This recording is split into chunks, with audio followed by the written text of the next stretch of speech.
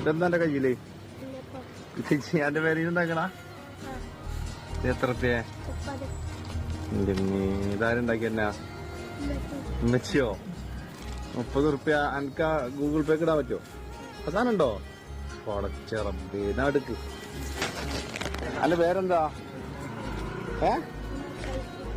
ഇതിനെ പാട്ടൊക്കെ ഇതിന്റെ കൂടെ വിൽക്കണ്ടെങ്കിൽ ഇതൊക്കെ വിൽക്കാൻ ലൈസൻസ് ഉണ്ടോ? അന്നേരം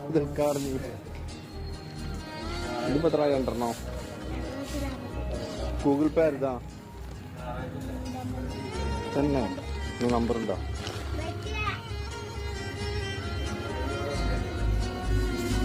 സത്യം പറഞ്ഞു ഏത് സ്കൂളിൽ പഠിക്കണം? ഇവിടുത്തെ സ്കൂളിന് പേരില്ല.